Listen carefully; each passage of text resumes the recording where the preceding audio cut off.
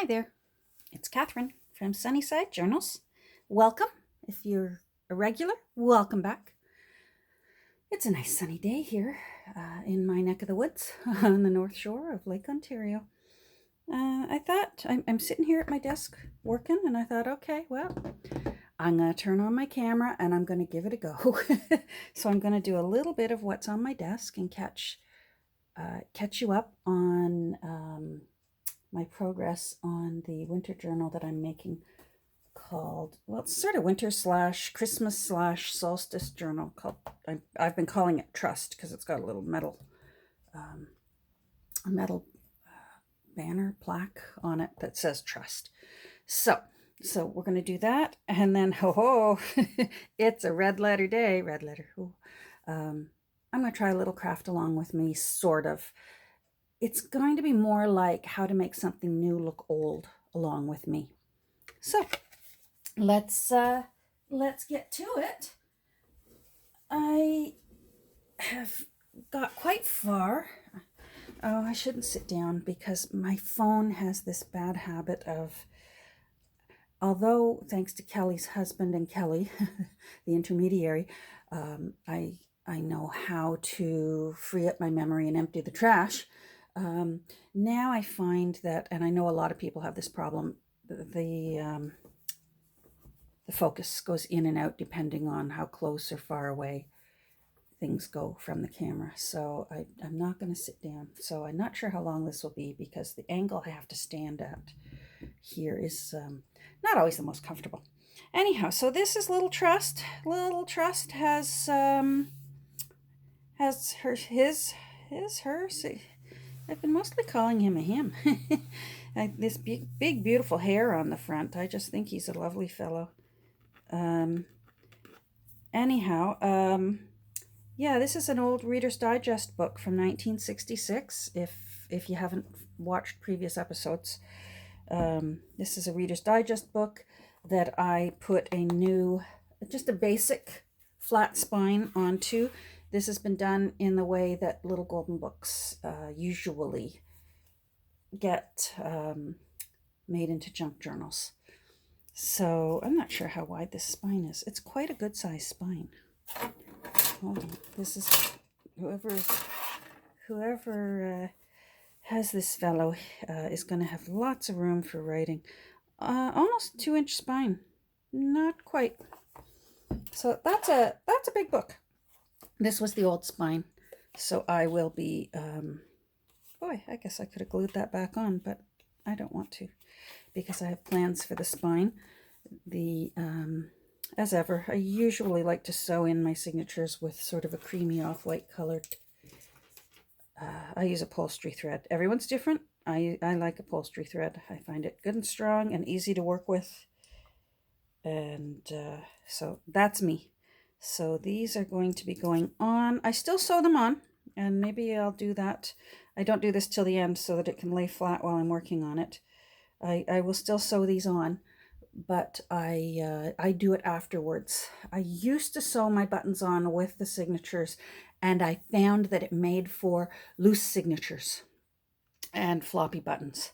So I do it a different way, and yes, I'll definitely show you how I do that when it comes time to do that. But it's not time yet, because that will probably be the last thing I do. So this beautiful fellow, he now has all his signatures inside. I put this, I've been dying to find a reason to use this gorgeous ruffle. I received this in Happy Mail from Wishes and Weeds, and I immediately fell in love with it, not only because it's unusual, but because, let me bring it closer to the camera. You can see how it's, hold on, it's just naturally yellowed along this edge. So it was already a creamy color, and then Father Time has done his work, and it's just beautifully naturally yellowed.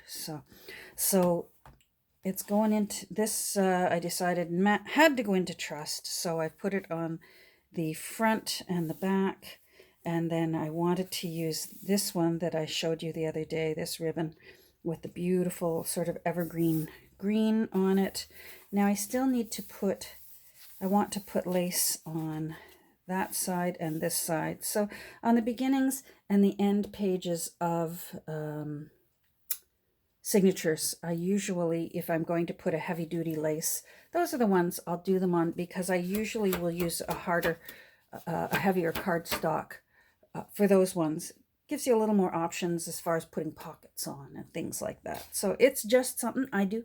Everyone's different, but I'm liking this.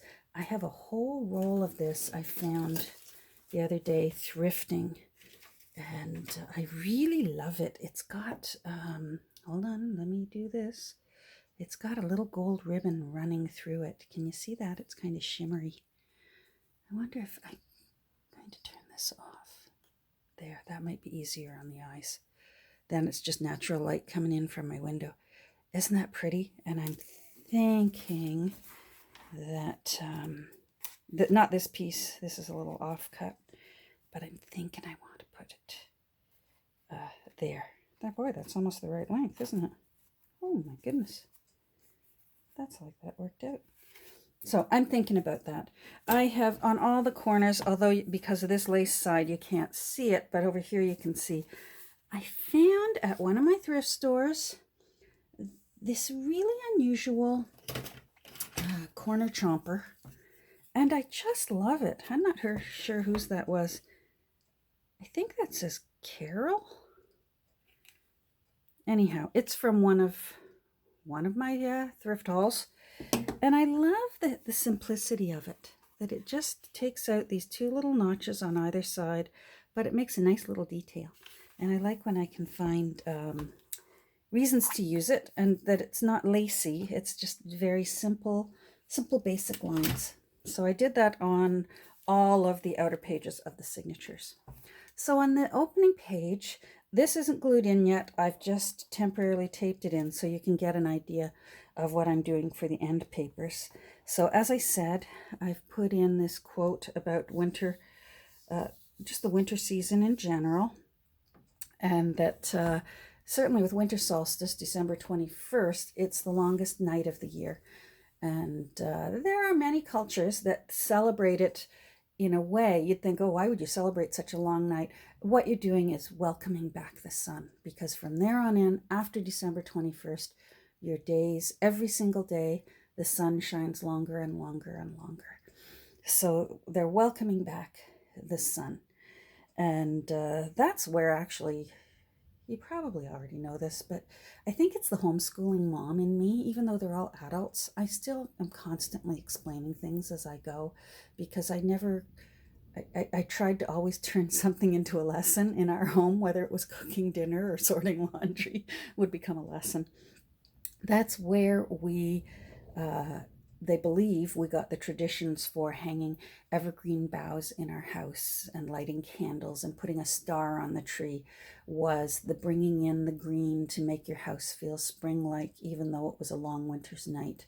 You wanted your house to feel green and fresh, and candles to replicate the sun and stars, and putting a star at the top of your tree.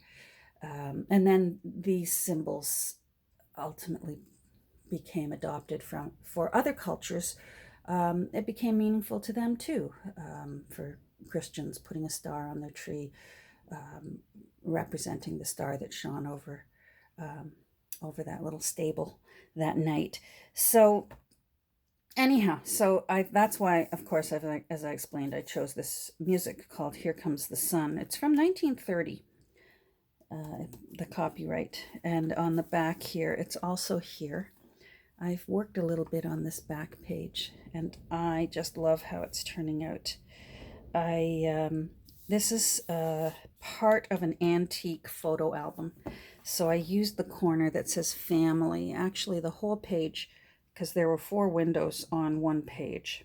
So I've just cut one of the windows, because this is one of those old family albums that you would put your cabinet cards in, you know, the old-fashioned photos that were on a heavy card, and you could slide them in to this kind of album. So I kept the side that says family on it. And this is a raven bringing a star. And I thought, you know, bringing back the light because the sun is a star. It's our closest star. And then this is also a window. Let me show you, because it's from that photo album. So I'm going to figure out something to put in that little window back there and make that kind of special. I added some detail of some vintage brass brads. They're quite big and they're already kind of naturally tarnished, which I liked. So that's going to be the end paper. Lots of tea-dyed paper in here, mostly plain, lots of room for journaling. I figure anyone who wants to write about their month of December and all their family get-togethers and Christmas in general, they're going to have a lot of things of their own to want to put into the book. I'm not sure how much I'm going to clutter up this book, but I do have a few little plans, of course. I've put in a little envelope already here, and what I've done is cut open this end and put a notch in it. So let's see, so you can see what I've done here. I offset it because I wanted that whole window. I didn't want to have to break up that window. So that side is longer, and then let's find the other half of you. And there's the other side, which will just be available to be decorated. And again, just a notch, so it's easier to pull out whatever it is that gets tucked in there. I chose a little, let me make sure you're in, there we go. I chose a little squirrel in his den asleep, and I used a little word snippet here. I believe this word snippet is from Little House in the Big Woods, the Christmas chapter from Little House in the Big Woods. And I just thought that that was perfect, covered up under blankets. And he's sort of under his own blanket there. And I used white cheesecloth. I didn't tea dye it. I wanted it white because I sort of wanted it to seem like soft snow, and that he's cozy, and there's just his little home is snug and cozy for, well, I was going to say a long winter's sleep, but squirrels don't hibernate, but they certainly do sleep in the winter. They have to rest, but they don't hibernate. So I've done that. I've gone through all of my Christmas books and fussy cut. So I have lots of sun and moons and stars that I'm going to incorporate not only into this one, but also into Wonder. Hold on, where's Wonder? Where are you, Wonder?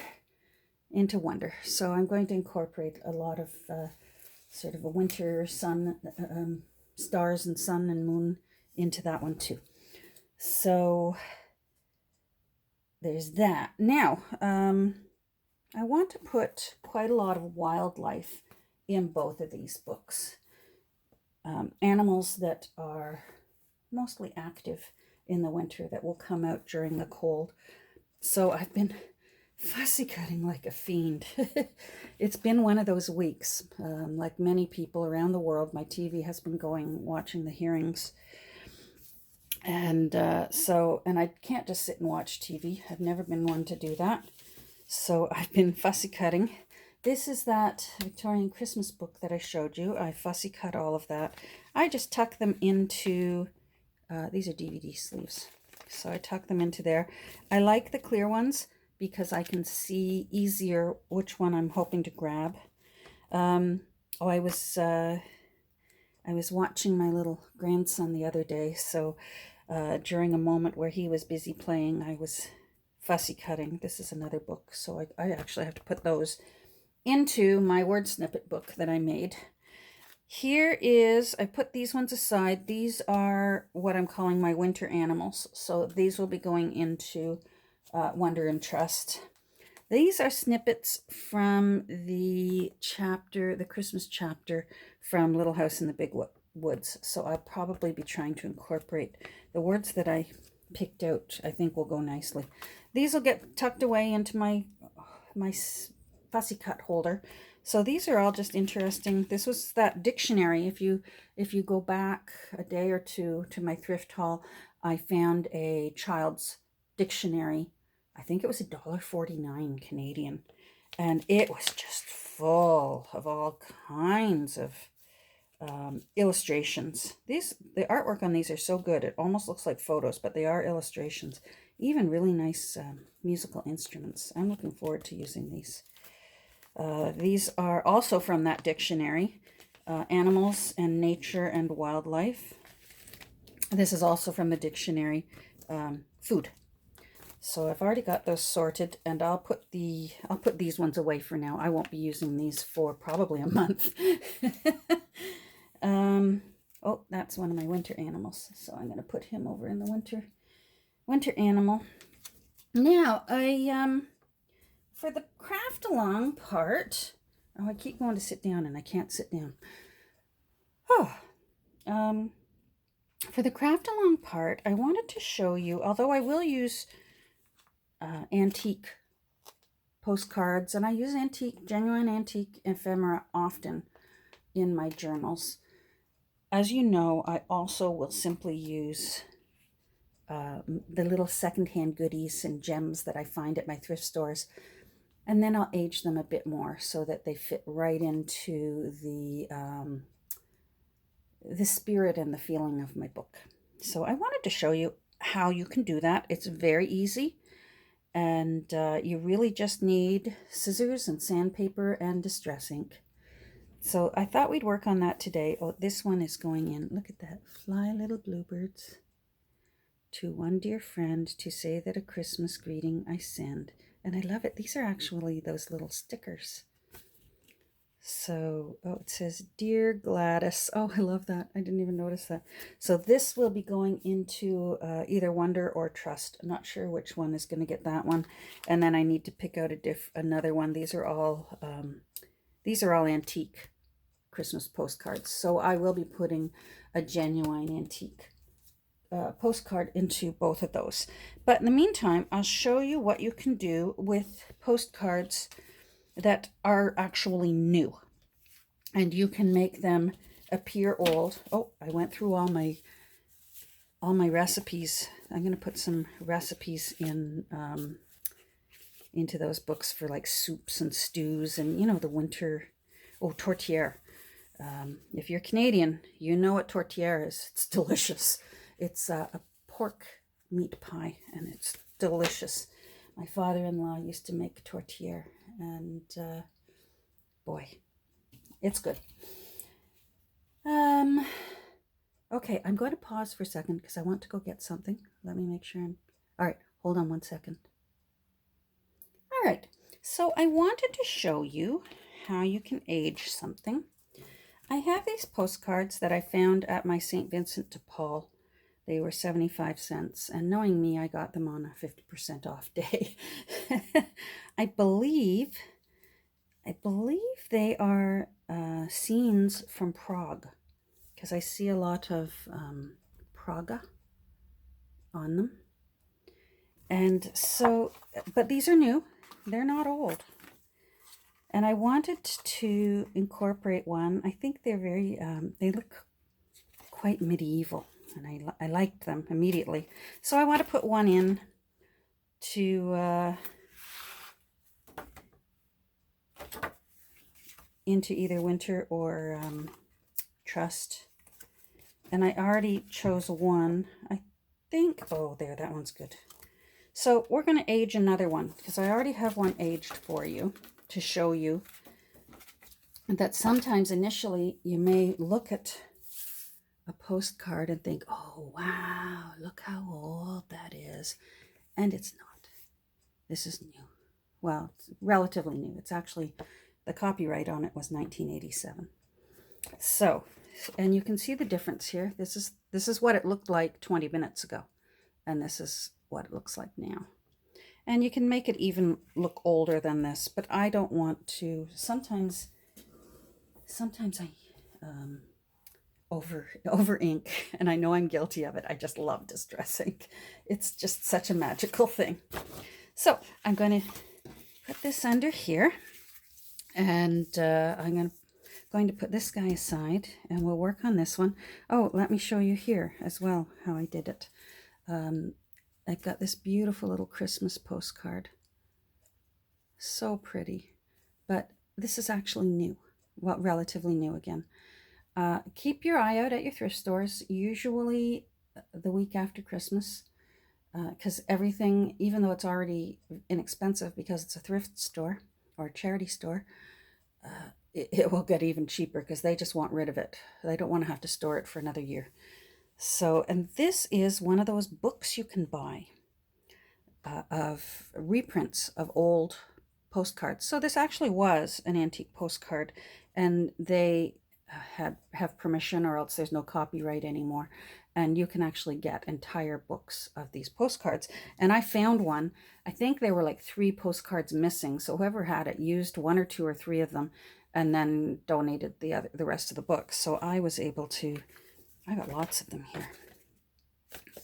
So we will age one of these. What I've done is I've aged that. Here it is. Here's what it looked like, similar to it, 20 minutes ago. And here's the back, so you can see the difference here, the aged one and the one that still looks new. So let's get to work, and I'm going to make sure that this is in focus. I'm going to sit down. There we go. All right, I think we'll work on the Christmas one first, because I don't want this to go on too long, and this one will actually take a little bit longer. So this is one of those situations where I'm a little too fussy for my own liking, but I cut these with my paper trimmer, and if you look closely, you can see, hold on, you can see that the paper trimmer, when you push down on it, you can get this funny little lip here. And I don't like that. I don't know if it's evident with the light. That there, you can see it now, this little lip. I don't like that. That drives me nuts. So I use my bone folder, and I just press that little lip back down. Now, the back looks odd because all these reprint postcards, the publisher or the printer had a pure white bold border around the edge, and I didn't like that because the real ones don't have that. Real ones, here, let me find a real one. The real antique postcards usually go right out to the edge. So I took that off, but because of that, you can see where they're printing. Oh yeah, this is from 1909. Their printing got cut off a bit. So I want to make that look a little nicer. You can see it was copyright 1987. So what we're going to do is get out our trusty, handy dandy sanding block. And we're going to make this edge. Now there might be a lot of jiggling, and I apologize, but I'm going to take that edge off and rough up all the sides. And I do this for a few reasons. First, I do it to age it a bit more. Old paper does not have nice clean cut lines. But I also do it because I'm going to be inking to give it an aged appearance. And the paper will accept the ink better if it has a bit of, if it's been roughed up by the grit of the sandpaper. Does that make sense? And especially on the other side. So I want to, where it says 1907, I actually want to take that off, 1987. I want to take that off. I want this to really look as close to possible, being in the spirit of the whole book of secondhand things. Again, I'm sorry if that's bumping around. So what I'm doing, I'm being gentle but firm, just like a mother would be. And I'm just going to take a bit of that off so that it doesn't look so fresh. Now this part, I don't mind all that, but I wanted the 1987 to be gone. And I also want that zip code to be gone. So I'm taking that off, or as mostly off as I can. It's not that important. And then I want a bit more of that removed. That ink there. Good.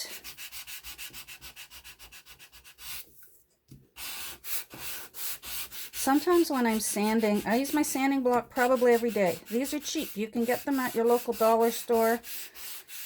I got this one at my local hardware store because I can put new sandpaper on it, and it's just comfortable on my hands. I have arthritis, but I do have a regular one somewhere. It's over there somewhere.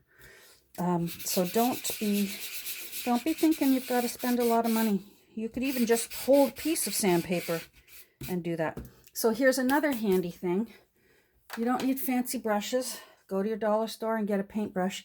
This is dusty work, and you're going to be inking. So just clean the dust off of it. This brush only gets used for dusting. I don't use it for anything liquid. All right, so now what I'm going to do with this side, if you can see, because it's new, it has a glossy finish, and I don't want that. So I'm going to lightly go over the whole thing. Do this gently at first until you get a feel for whether you're going to ruin it or not. Like even, do a little corner and take a look and see, because some paper doesn't like to have that glossy finish removed, and you have to really use tender loving care. Because I already did this one this morning, I already know that this paper is actually quite cooperative, and it will let me take that glossy layer off. Yeah, that's good. So it just gives it more of a matte finish. If you ever have paper that's got a glossy finish to it and it won't let you do the sanding, you know what else works is putting a thin layer of matte Mod Podge on it. That will take away that glossy sheen. So now here's where I don't want to bump you guys are going to need gravel or something, but I really need to do these corners. So I removed most of the gloss on here. I want to remove almost all of the gloss off the corners and edges because I really want the ink to take. And if I didn't do this, when it came time to distress ink the edges, the ink would just wipe off. It would not adhere. So that's where your sandpaper is very helpful, because it just takes it down a bit of a layer. See if can you see all that's coming off there? Let me make sure that we are still, yep. So I'm going to be careful here. I don't want to remove where it says a Merry Christmas. So I'm trying to just keep my sandpaper on that edge. And I always do my corners a bit more than I do the edges. I just think it looks nice when it has that glowy look. So my edges actually usually get inked more. I'll show you that when we get to that.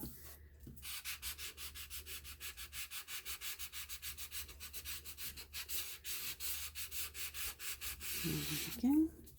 And then here's, let's get the dust off. Fortunately, I do have allergies. Paper dust is not one of them, so watch me start sneezing now, but usually paper dust doesn't bother me.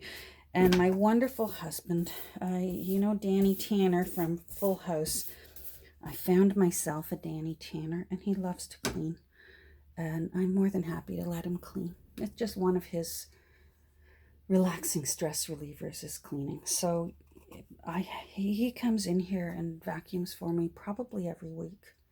The man is wonderful, besides saving paper clips for me. Now, this is an important step because old paper those corners are never pretty like that. See how sharp and fresh that is? And see, this is old. This is where you're just going to bash up your corner. Oh, hold on. I got to get the phone.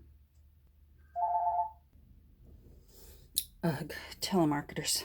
All right, so bash up those corners. Just go right at it and really beat down that corner and make it look as old and pretty as you want this to look.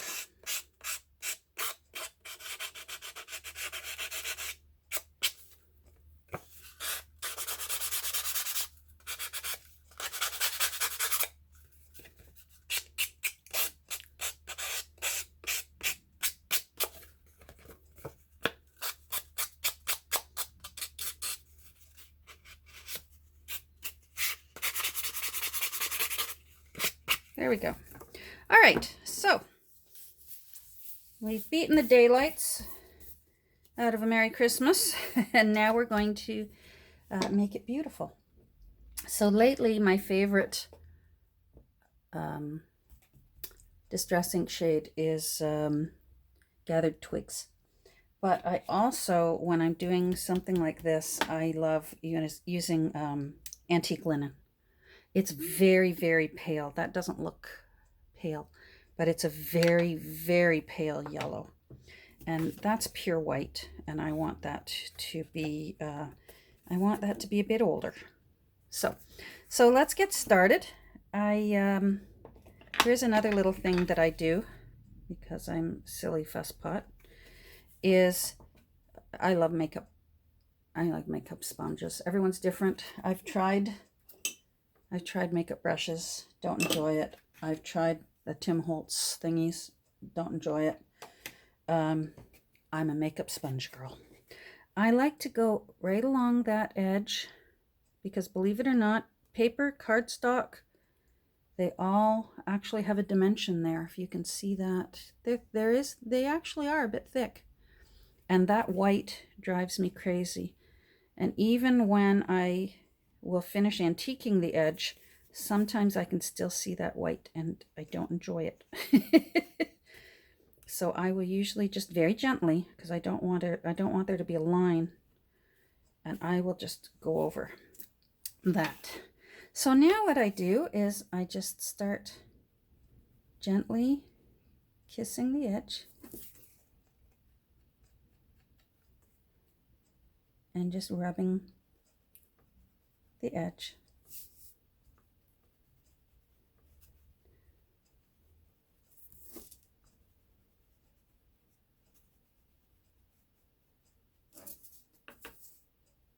I don't know how you could do this without Distress ink.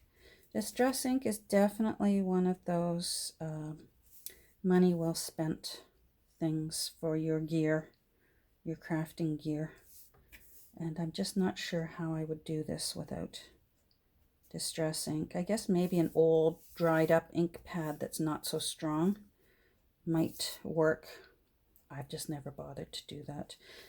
For where I live, it's not that expensive, and especially if you purchase the refill ink, that's not expensive either, and this will last you years, just restoring the pad.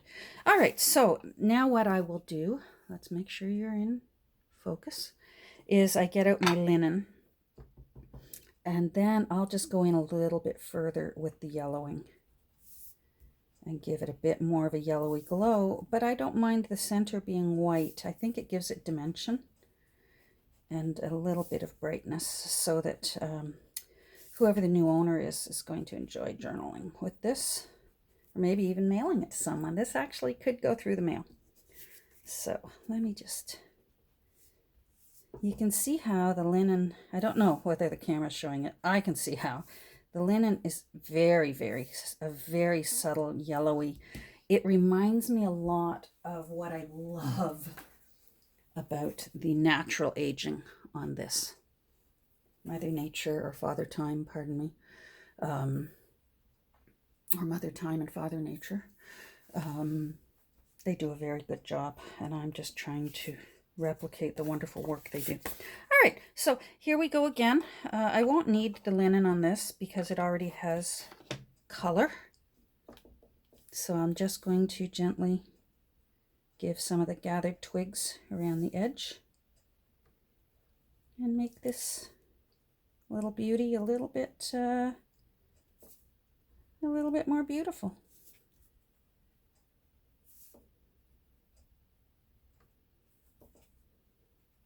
I've been watching a lot of videos lately on the TFC and the new COPPA changes that are going to be incorporated on YouTube. I'm not sure how it will affect me. I know that it's already changed things. I've already had people actually telling me that they have a pop-up when they come and see my videos. I guess warning any children not to watch my videos.